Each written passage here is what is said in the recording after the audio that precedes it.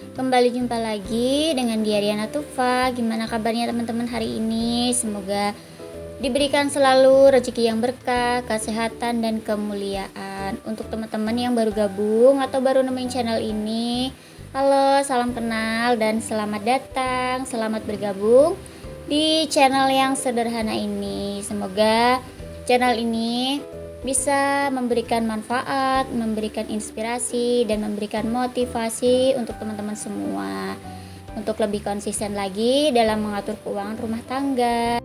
Jangan lupa bantu klik tombol like, subscribe setelah nonton durasi 3 menit lebih ya, supaya tidak spam berjamaah.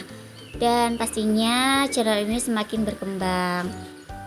Jangan lupa tinggalkan jejak di kolom komentar ya teman-teman, supaya kita bisa saling bersilaturahim.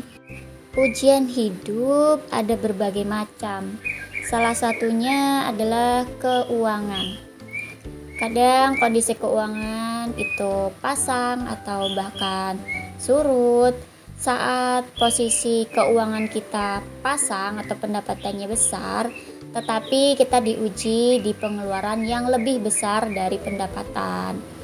Ada juga pendapatan kita itu di bawah rata-rata, tetapi pengeluaran kita itu lebih kecil dari pendapatan, tetapi cara mengelolanya itu belum benar, sehingga selalu terjadi kegagalan dan kegagalan di setiap tahap atau setiap bulannya dalam mengatur keuangan, dan akhirnya selalu over budget. Bahkan yang paling parah, hutang sana, hutang sini, keteteran ya, banyak cicilan karena keuangan yang tidak stabil cara mengelolanya.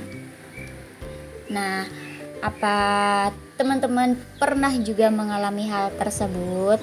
Sama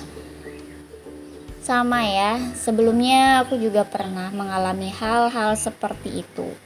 Tetapi mulai koreksi gitu ya, dimana kesalahanku, dimana sih yang perlu diperbaiki, atau mana yang harus di stop kayak gitu.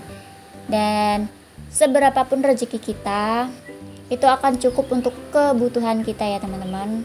Berbeda lagi kalau untuk mengikuti keinginan. Boleh sih, dan bukan hal yang mustahil gitu ya. Manusia pasti punya keinginan, akan tetapi kita harus mengutamakan kebutuhan terlebih dahulu. Untuk keinginan bisa kita menundanya dengan cara menabung, supaya keuangan kita itu tetap stabil dan punya tabungan untuk masa tua, untuk pendidikan anak, bisa berbagi untuk orang lain yang membutuhkan gitu ya teman-teman. Kemudian kita juga bisa memberi jatah kepada orang tua kita setiap bulannya, walaupun nominalnya itu tidak sebesar nominal orang lain memberikan ke orang tuanya kayak gitu ya. Seberapapun nominalnya, orang tua itu akan tetap senang kalau kita kasih jatah gitu ya setiap bulannya. Nah, pembahasan kali ini adalah request dari seorang mommy yang beliau itu sedang hamil ya, dan beliau itu bingung karena menurut beliau pendapatannya itu dalam per bulannya itu tergolong kecil atau di bawah rata-rata, di bawah UMR gitu ya teman-teman. Nah, di sini aku mencoba membuatkan solusi cara mengatur anggaran belanjanya sebesar 1.800.000 per bulan dari gaji si suami. Dan beliau ini memiliki beberapa pengeluaran wajib seperti susu hamil ya, karena sedang hamil, sebesar 150.000. Kemudian harus menebus obat hamil setiap check up gitu ya teman-teman, itu sebesar 130.000.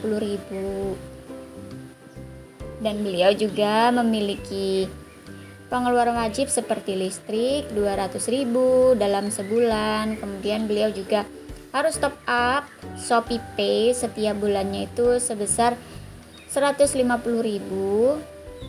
Kemudian kuota dalam sebulan 120.000, maaf belepotan, tipunya kamu ya teman-teman, mohon dimaafkan. Kemudian beras, karena beliau itu tinggal sendiri, terpisah gitu ya dari suami di tempat kerja, dan beliau itu tinggal sendiri.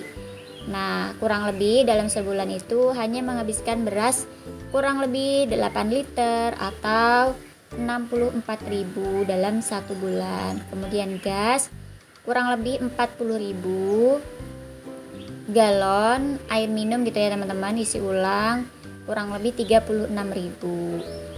Dari semua pengeluaran wajib tersebut, dana anggaran sebesar 1.800.000 dikurangi pengeluaran wajib bersisa sebesar 910.000. Nah, untuk sisanya ini aku bantu anggarkan untuk beberapa keperluan seperti belanja bulanan 150.000 saja, karena tinggal sendiri ya teman-teman, nggak seperti yang tinggal bareng suami, bareng anak gitu ya, pasti lebih besar gitu kebutuhan untuk belanja bulanan. Nah, di sini belanja mingguan sebesar 300.000 atau 75.000 per minggu. Kemudian di sini wishlist sebesar 80.000.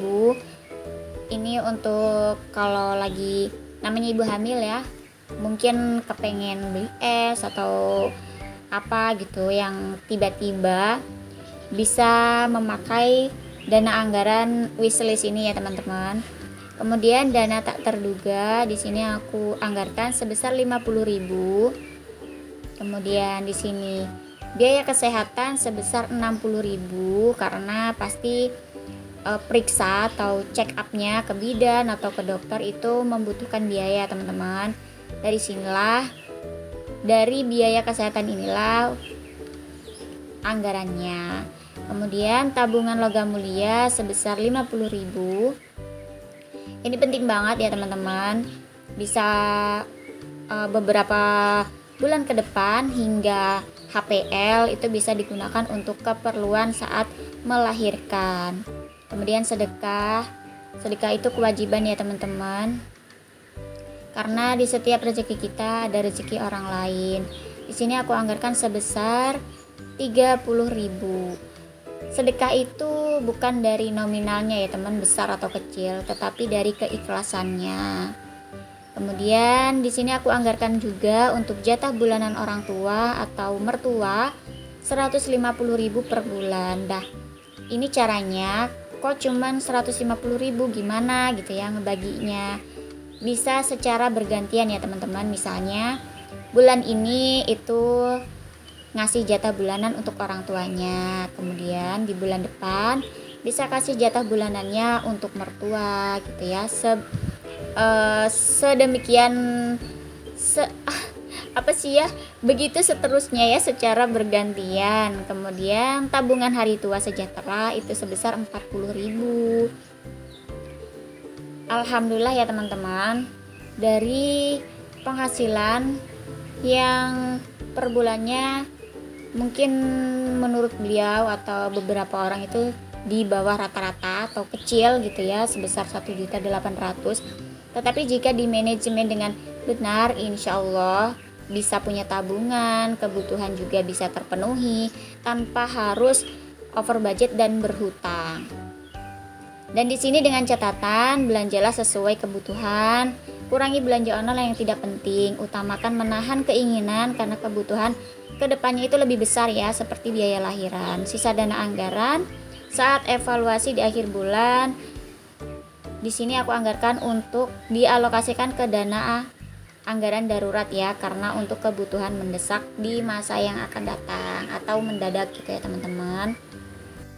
Dan aku mau ucapin terima kasih untuk teman-teman yang sudah berkunjung di channel aku, baik yang masih pemula atau bahkan momi-momi yang udah senior. Masya Allah, terima kasih atas dukungannya. Mohon maaf ya, aku belum bisa berkunjung balik. Insya Allah segera aku berkunjung balik ke channel teman-teman semua.